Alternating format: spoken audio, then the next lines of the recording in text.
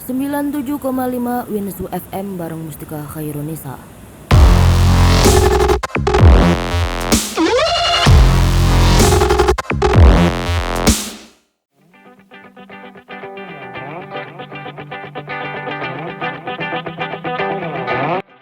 Di tengah kuatnya kompetisi dalam berbisnis, salah satu yang paling berjamur adalah usaha makanan yang dapat kita temui di seluruh penjuru kota Medan. Para pengusaha berlomba-lomba untuk membuat hal unik dalam usaha yang ditekuni, mulai dari tempat yang instagramable, cita rasa yang unik, sampai yang tradisional. Hal yang serupa juga sedang ditekuni oleh perempuan yang menyukai budaya Jepang. Namanya Yeni. Perempuan berusia 39 tahun ini merupakan owner dari salah satu kuliner di Medan. Ia mengambil nuansa Jepang sebagai usahanya. Tema Jepang dipilihnya bersama temannya karena mereka sama-sama suka Jepang dan segala hal yang berhubungan dengan Jepang. Ini bermula 6 tahun yang lalu ketika mereka kesulitan mencari makanan Jepang yang halal. Jadi pertama tuh karena hobi dan suka gitu. Hobi hobinya masak. Terus kami suka Jepang, pengen makan makanan Jepang. Tapi kan dulu 6 tahun 7 tahun yang lalu kayaknya susah lah cari makanan yang halal. Jadi kami buat ide buat makanan Jepang. Terus coba ke kawan, ternyata respon kawan-kawan bagus. Jadi orang kakak buat ramen sojoy gitu. Jadinya awalnya karena hobi, karena suka, terus karena emang cari makanan Jepang yang halal itu susah pada saat itu. Jadi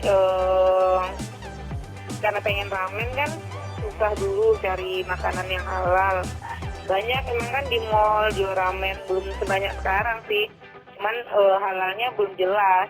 Maksudnya benar-benar halal, dia cuman tanpa babi aja. Tak luput dari kekurangan, awal usaha pun mengalami kendala-kendala yang membuatnya belajar dan mengevaluasi dari waktu ke waktu. Inilah yang membuat restoran yang terletak di Jalan Setiabudi ini masih bertahan hingga sekarang. Kalau kendala setiap usaha banyak kendala, dari pegawai ke pelanggan kalau dari pegawai kan biasa apa ya? Kalau pegawai itu kadang ini nggak semuanya bisa bertahan, ada masalah sesama mereka bisa keluar, jadi kan harus nyari pegawai baru, ngajarin lagi gitu. Kalau masalah pegawai kayak tuh ke pelanggan, mereka pegawai ke pelanggan kayak kalau ada bermasalah selalu pelayanan, jadi itu berdampak ke penjualan juga kan, kalau nggak ramah, kurang pandai melayani gitu. Itu sih kendalanya biasanya.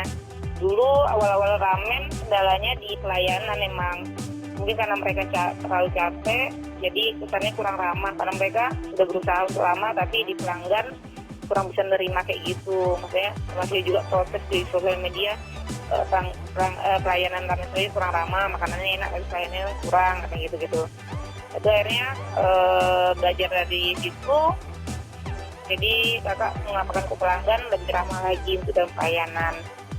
Ini permasalahan di situ. Selain komplain dari pengunjung ramen sojoy, usaha Yeni juga mengalami pasang surut terutama akibat adanya pandemi COVID-19. Dan ini sempat membuat usaha ramen sojoynya tutup dan menelan pahit dampaknya bagi karyawan yang bekerja di ramen sojoy. Oh, sangat-sangat berdampak. Kami kemarin 2 tahun ya, 6 bulan pandemi itu kami tutup.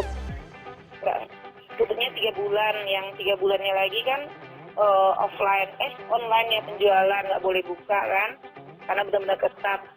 Setelah itu setelah pandemi sekitar 6 bulan udah mulai agak normal, terulang lagi PPKM. Kami benar-benar harus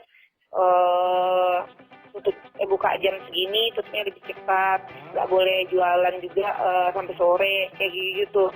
Jadi benar-benar berpengaruh, sangat berpengaruh. sebenarnya kakak harus memulangkan pegawai, pulang kampung, maksudnya merumahkan. Jadi kakak nggak tega, orang itu juga ngapain di rumah, akhirnya mereka mau dengan gaji setengah atau hanya cuman tinggal dan makan di situ nggak masalah, yang penting mereka tetap bekerja, walaupun karena kan kondisi penjualan benar-benar turun drastis ya kan. Kayak gitulah kondisi 2 tahun ini. Begitulah kondisi yang dihadapi Yeni. Namun kini pelayanannya semakin baik. Ini dibuktikan dari pendapat salah satu pengunjung restoran itu. Gadis 20 tahun bernama Dila yang merupakan salah satu pelanggan Ramen Sojoy merasa cukup puas dari pelayanan yang ada di sana. Awalnya ia mengetahui Ramen Sojoy itu dari teman yang mengajaknya ke sana. Untuk pelayanan di Ramen Sojoy sendiri menurut saya itu sudah bagus, dimana saya rasa pelayannya menyuguhkan makanan cukup cepat daripada restoran-restoran yang lainnya. Tak hanya komentar bagus tentang pelayanan restoran bernuansa Jepang tersebut, namun Dila juga merekomendasikan tempat tersebut karena nyaman. Rekomendasi banget sih untuk teman-teman yang memang pengen hangout atau ngumpul-ngumpul atau sekedar cuman pengen nyantai sambil ngerjain tugas, karena tempatnya benar-benar yang kondusif, terus nyaman, nyantai juga gitu. Begitulah menurut Dila sebagai pelanggan di restoran itu. Berhubungan dengan pelanggan yang datang, Yeni tidak pernah membatasi pelanggannya. Dia hanya berharap siapapun yang datang sebagai pelanggan akan merasa senang dan nyaman. Yeni juga memfasilitasi tempat usahanya itu dengan hal-hal yang berhubungan dengan Jepang, seperti komik. Dan nama Sojoy ternyata menyimpan arti dan harapan agar pengunjung merasa senang ketika makan di Ramen Sojoy. Berharap kan Sojoy itu kan happy, maksudnya berharap di situ orang setiap makan di situ merasa senang, bahagia, enjoy, maksudnya menikmati setiap makan ke Sojoy. Berharapnya gitu. Ya apapun yang dimakannya, apapun dia di situ, berharap mereka senang. Kayaknya itu kakak buat kalau bisa ada tempat bermain, apa baca komik atau apa. Pokoknya buat mereka betah lah di situ. Anggap rumah sendiri. Walaupun kayak di lantai 2 itu bisa mahasiswa, anak sekolah, tidur ya, di lantai 2, biarin aja. Ada selagi mereka enjoy, senang, nggak masalah. Rintangan yang dihadapi dalam membangun usaha tidak menyurutkan semangat Yeni. Perempuan penggemar Jepang ini pun terus-menerus mengembangkan cara promosi restorannya itu agar para pelanggan, khususnya mahasiswa dan anak sekolah, mengetahui keberadaan Ramen Sojoy. Ia pun berharap. Kakak berharap Ramen Sojoy semakin dikenal orang, karena kan ternyata tak pikir semua udah banyak yang tahu, ternyata banyak juga yang nggak tahu pasarnya kan, karena kan pasar Ramen Sojoy mahasiswa, anak sekolah.